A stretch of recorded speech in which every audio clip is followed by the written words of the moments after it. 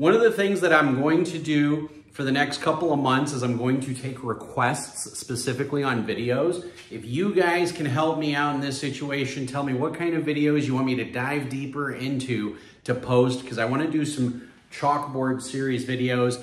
Let me know what you guys would like me to cover. Just make some comments down below. I'll be more than happy to cover them. So Greg Schmidt here said, hey, Professor, can you do a video on bluff catching? What goes through your mental mind? This is a great question by Greg. First of all, when it comes to bluff catching, there's a few key things you need to really focus or really to pay attention to. One of the things is the bet sizing, okay?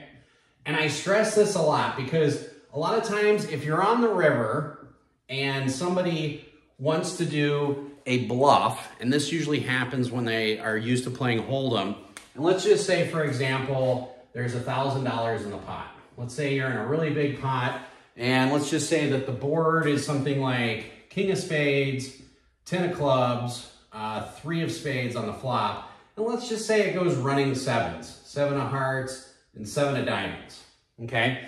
And you look down at a hand where you've got is king 10. We'll go king 10 XX. For all intents and purposes, king 10 XX. This is a bluff catching hand, right? The reason why is because on the flop, you have a spade draw, you have a wrap draw. You're blocking top set of kings and you're blocking middle set of tens. They could be potting it, depending on what their bet structure is, with a set of threes all the way through, which is really difficult to do. Or they could be potting it with a hand like ace, queen, jack, X, even if it falls into like ace, king, queen, jack, maybe even queen, jack, 9X. You know, things of this nature where you're going to have some wraps, and some of these could include spades. So the reason why I picked this hand in particular, this is actually a hand I went over with a couple of my students in the last week because it came up. And it's one of those things where the flop comes king 10-3 and your opponent leads out and bets. Now, you know your opponent is a little bit on the tighter side, but not too tight. Like, they are capable of bluffing, which I'll get into in a little bit. But let's just say on the flop, you know, they ended up betting a 50% pot, okay? And on the turn, they end up betting, say, 66 to 75% pot. Usually the higher the pot size bet is, the more made the hand is, okay?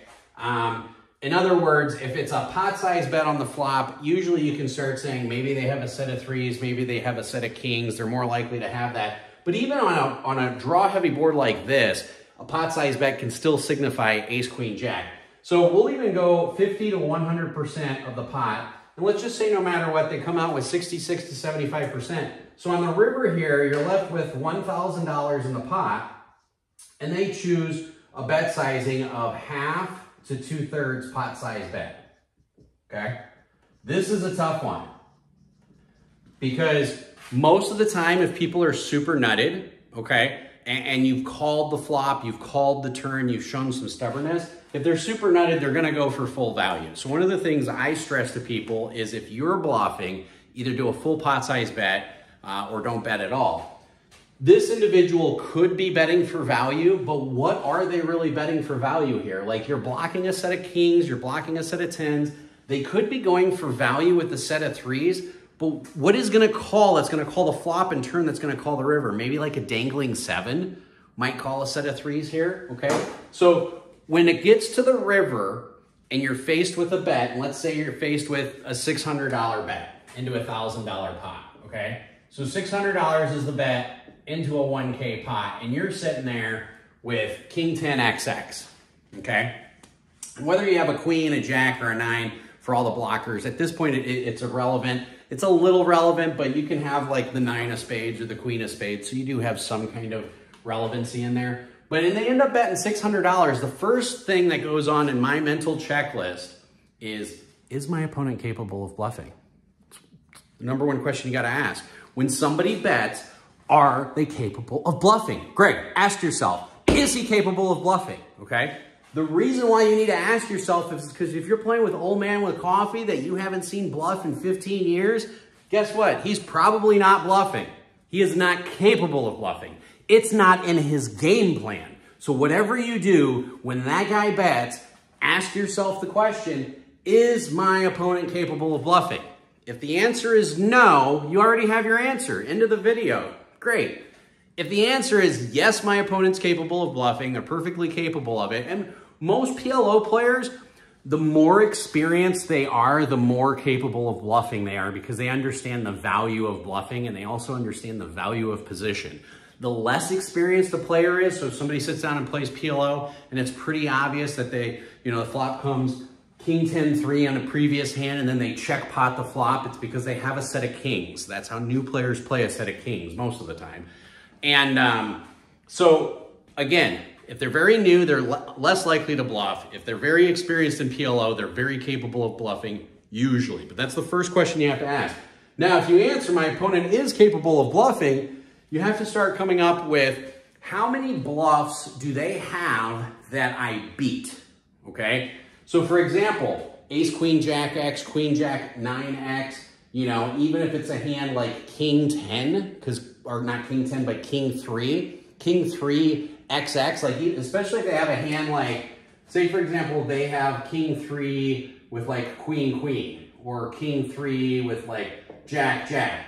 Initially, they might be betting pot because they have some blockers to straights and whatnot, or they might be betting pot because it's a draw-heavy board and they have top and bottom pair, but when they realize the run-out comes out and counterfeits them, and really they're stuck with kings and sevens with a queen kicker, they may realize that they need to bet in order to get a king 10 off. If you're facing that type of player, they're extremely experienced, and just be a little wary of them, but they do exist. Again, the more experience they have, the more likely they are to realize that decision. But, so you are beating a lot of king 3 hands, okay? So you're beating almost all of the king 3 hands, or we'll just assume we're beating all the king 3 hands. We're beating all the wraps and flushes that missed, that end up realizing that the only way they can win the pot is by betting at it. Now, what are the hands that we lose to? Well, we lose to king, king, XX, and 10, 10, XX, and 3, 3, XX, okay? I could see king, king playing it this way, and if I come to the conclusion that my opponent has king, king, in this situation, it's gonna be rare, but it's gonna be very individualistic. Like if somebody just never bluffs, for example.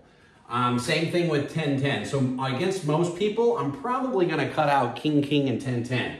Then you have to say, how often is 3s full of 7s betting here? I mean, they are betting. When you check on the river, it signifies that your hand is not as good. And at this point, when they bet 600 into a 1K pot, I have to start asking a few additional questions to find out the likelihood of how much they're bluffing. But it boils down to stack to pot size ratio. Okay, for example, if he's betting $600 and he has enough for a full pot size raise behind, which in this case would be about 2,800, it's probably a bluff, maybe. I mean, it becomes player dependent, but if they're betting 600 and they have like 1,200 behind, I have to really start asking the question, why didn't they just put in all of their money at that point? Why didn't they just put in a full pot size bet if they're bluffing? So that might be a little bit more value heavy. If the bet becomes smaller than 50% on the river, so if there's $1,000 in the pot and the bet's like $300 or $400, it's really less likely that they're bluffing, especially if they have experience. If they have no experience, it's really likely that they are bluffing, and you should be calling that 9 times out of 10. And if you're watching this video thinking, haha, Professor, I know the perfect way to play against you. Well, maybe you do, and that's why I lost this summer. Who knows? We'll find that out.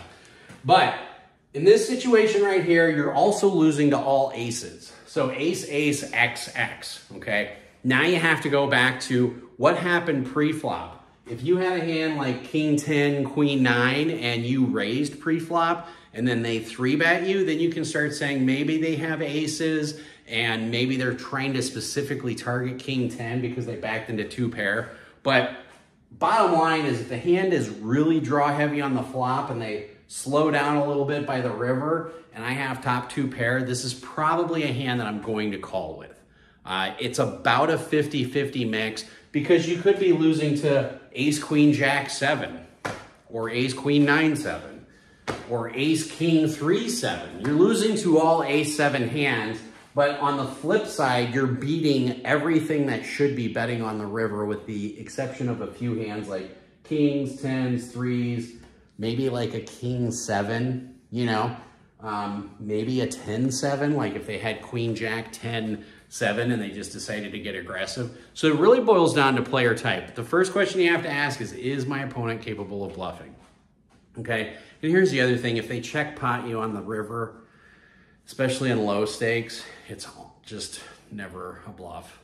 I shouldn't say never, but like 1 out of 10,000 times it'll be a bluff. So on a check pot on the river. Well, Greg, I hope this helps you out in your PLO adventure. Now, for the rest of you guys, again, tell me what you think I should be doing for a chalkboard series. All you gotta do is mention it down in the comments below. And yeah, I'll go ahead and see what I can do. I'll come up with some ideas on my own. I'm gonna do more chalkboard series for this. But let me know what you guys think in the comments and we'll go from there. Hopefully I'll see you guys in August. So play smart and run like a god.